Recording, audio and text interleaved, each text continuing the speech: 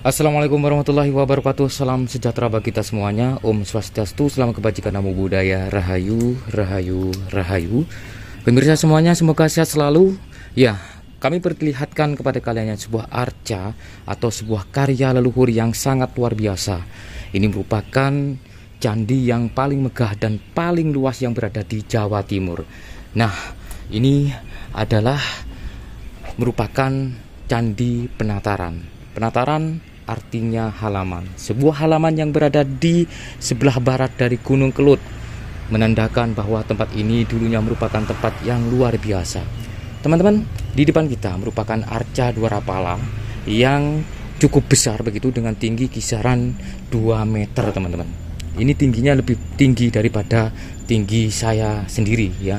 Dan uniknya, arca Dwarapala ini ada 2 begitu sebagai penjaga pintu gerbang dari sebuah candi atau tempat sakral atau tempat suci.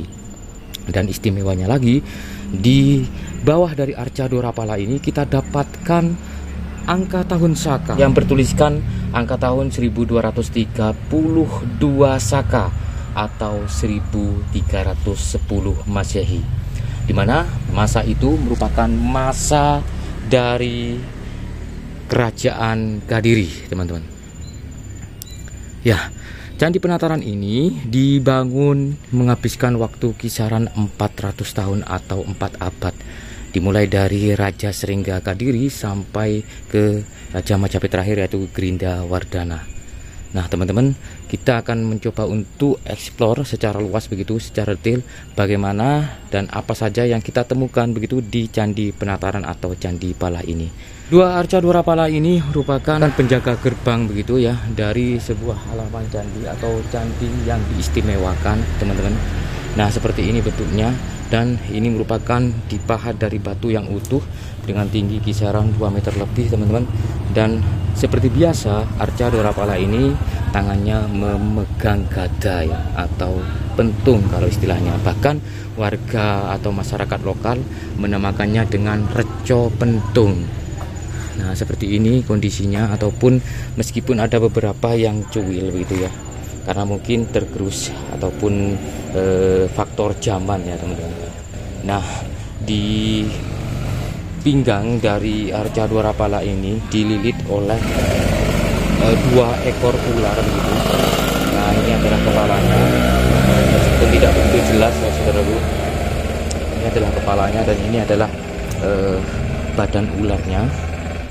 Nah, tubuh ularnya melilit begitu, dan bahkan sampai ke lengannya, sehingga arca Dwarapala ini seolah-olah itu memakai gelang bahu, juga gelang lengan begitu, teman-teman, yang bermotif ular naga seperti ini. Dia juga memakai kalung. Nah, seperti ini kalungnya. Meskipun arca Dwarapala ini ada 2 begitu ya sebagai penjaga pintu gerbang, namun di sini terdapat perbedaan ya. Jadi di sini itu terdapat semacam apa ya, sabuk ya, aku ngarani ya. Ular teman-teman. Ini beda, sabuknya itu beda, teman-teman tuh. Dan sudah keregistrasi ya. Nah, ini sudah keregistrasi. Jadi rambutnya itu gelongan. Nah, ketika sudah memasuki di beberapa meter begitu ya dari pintu gerbang yang terdapat arca Dwarapala ini, kita dapatkan namanya Balai Agung. Ini Balai Agung yang berada di sebelah utara ya dari gerbang begitu ya. Tuh, seperti ini saudaraku. Nah, ini terdapat Matara, ataupun di kanan kirinya ada beberapa arca ya. Ini juga merupakan arca Dwarapala yang berbeda dengan di pintu gerbang ya. Nah, berbeda di pintu gerbang. Jadi juga menggunakan gada begitu. Namun yang di sini tuh berdiri ya, tidak bersimpuh. Nah, ini berdiri begitu. Dan ada 2. Nah, seperti ini.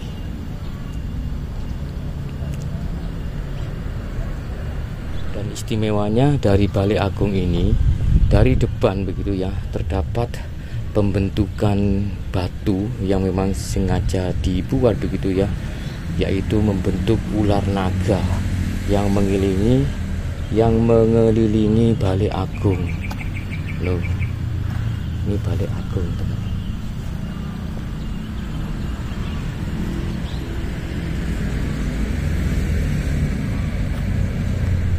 Balai Agung ini sangat luas sekali.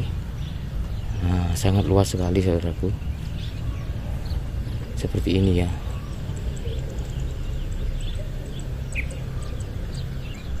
Saat ini saya sudah masuk di kisaran 50 meter dari pintu gerbang ya.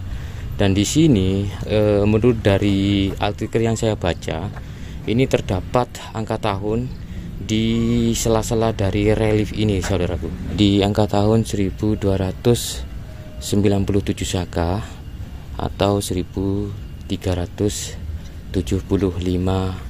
Masehi. Nah, untuk angka tahunnya ini memang sulit ditemukan karena berada di sela-sela dari relief ini ya, dari relief sulur yang mengelilingi dari teras pendopo ini saudaraku. Ini adalah relief-relief yang sangat raya begitu, yang menceritakan tentang Sri Tanjung ya. Nah, seperti ini.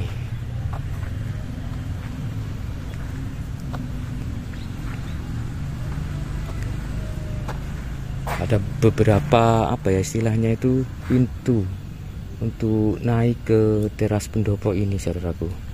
Ada yang di sini juga ada nih, bagian barat ada 2. Terus di sebelah sini, nah ini reliefnya masih banyak sekali kami dapatkan.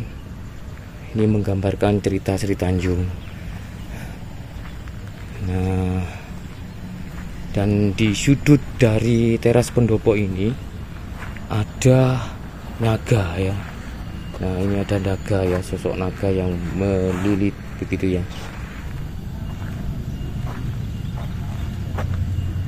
Dan sangat luas sekali ya untuk balai pendopo ini. Maksud saya untuk teras pendopo ini sangat luas sekali. Nah, seperti ini ya.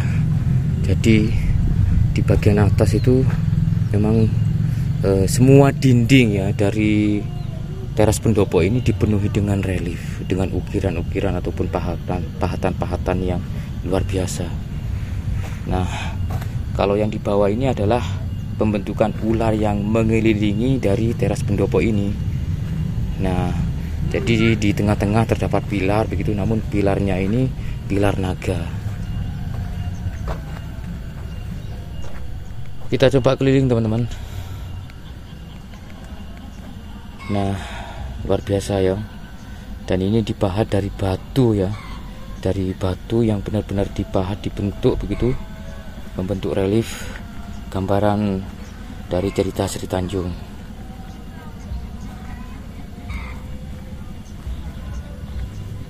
Dan untuk di bagian pilar sini ya, artinya semua pilarnya itu sama ya, serupa begitu, membentuk ini apa namanya, naga ya. Ini kelihatan sekali bahwa ada 2 batu yang benar-benar ditempel begitu ya. Di tengah-tengahnya ini, nah ada spasi begitu.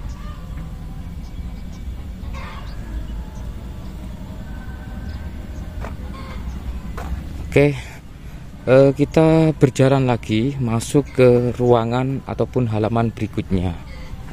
Nah, di sini teman-teman terdapat pilar begitu ya. Maksud saya terdapat semacam gapura. Ini gapuranya kecil begitu. Nah, seperti ini saudaraku. Ini adalah gapura yang mungkin kalau melihat dari halaman di belakangnya ini seperti menandakan masuk ke ruang yang lebih sakral lagi ya. Kita masuk.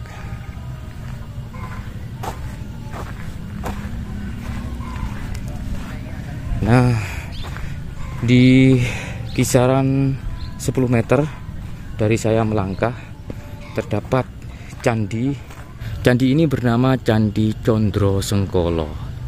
Ini berada di bagian tengah begitu ya. Kalau melihat dari jarak candi induk dengan gerbang yang di sana, ini sepertinya di bagian tengah. Namanya Candi Condro Sengkolo. Di sini ada angka tahunnya lagi teman-teman, yaitu berangkat tahun di 1291 Saka atau 1369 Masehi.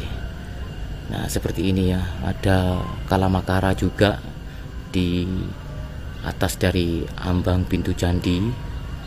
Nah, namun di dalamnya ini terdapat arca ya, namanya Arca Ganesha. Dan istimewanya lagi, di atas dari relung candi ini, nah di atas sana teman-teman, nah itu terdapat itu ya, apa namanya, simbol Surya Majapahit.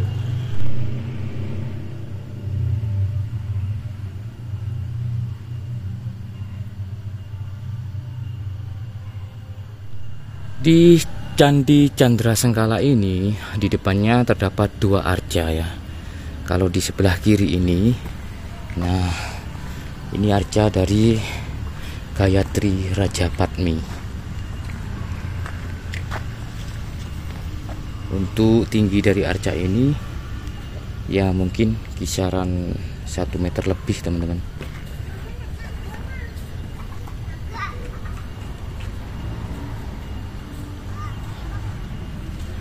Dan di 4 sisinya dari Candi Candrasengkala ini terdapat lapik begitu. Mungkin ini dulunya terdapat arca ya. Nah, di bawah dari Kalamakara ini terdapat lapik arca, tapi di sini tidak kami dapati arcanya ya. Mungkin sudah di museum penataran. Nah, ini di bagian utara, terus kita coba memutar. Ini di bagian timur teman-teman. Sama halnya juga di sisi yang lain terdapat lapik arca dan di atasnya terdapat Kalamakara.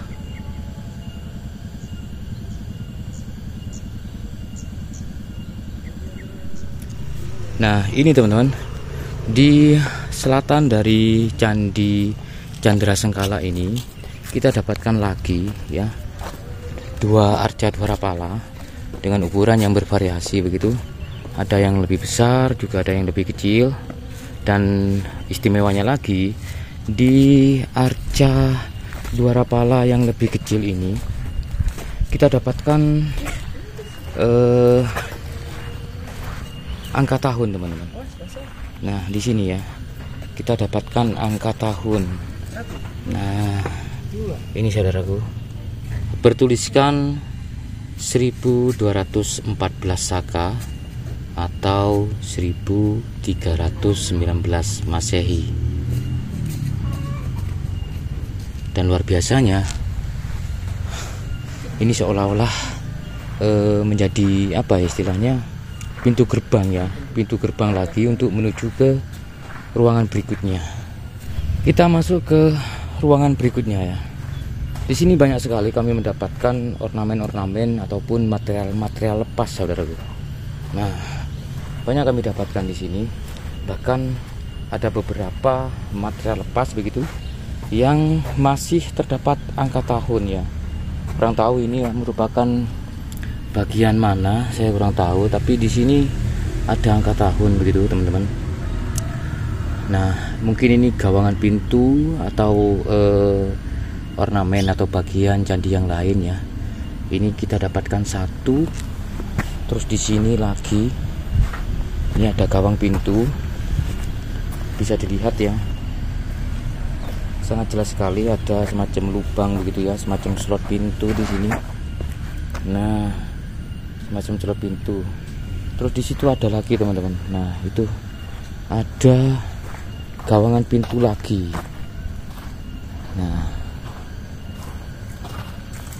Nah ini teman-teman, Ini ada gawangan pintu, tapi ada angka tahunnya. Tapi ini sudah merupakan material lepas, saudaraku. Kita dapatkan 2. Terus ini lagi. Nah ini teman-teman, ini ada semacam relief sapi ya. Tapi di tengah situ ada angka tahun juga. Loh,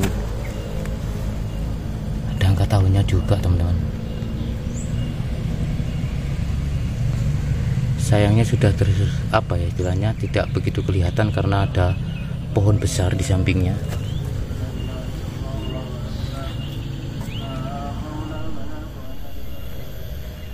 Oke teman-teman, kita akan masuk ke ruangan berikutnya ya. Ini kalau dari dokumentasi Belanda di kisaran tahun 1917 ya. Memang di sini tuh banyak sekali mengalami pembugaran ataupun rekonstruksi ya. Karena memang awal ditemukannya dari Candi Penataran ini bukan dalam kondisi yang megah seperti ini teman-teman, tapi banyak yang runtuh ya, ataupun material-material yang lepas begitu karena dampak dari Gunung Kelut. Sehingga Candi Penataran ini memang dibangun dengan tujuan itu untuk menangkal bencana dari Gunung Kelut sendiri. Makanya di sini tuh ada beberapa artikel yang menjelaskan tempat pemujaan begitu ya kepada Dewa Gunung atau Girindra ya. Nah, di depan kita saat ini merupakan Candi Naga ya. Nama ini sebetulnya tidak berdasarkan dari sumber primer ataupun dari penjelasan prasasti, tapi karena memang banyak bagian-bagian relief di dinding dari bangunan di depan kita ini ya, yang meskipun ini hanya merupakan kaki candi saja karena bagian tubuh candi maupun atap candi sudah runtuh teman-teman. Banyak sekali di sini kami dapatkan sosok manusia dengan dikelilingi naga ya, sosok naga. Nah ini teman-teman, ada 9 sosok arca manusia di sini yang dikelilingi naga. Nah ini teman-teman, dia memegang naga. Di bawah ada kolam jos.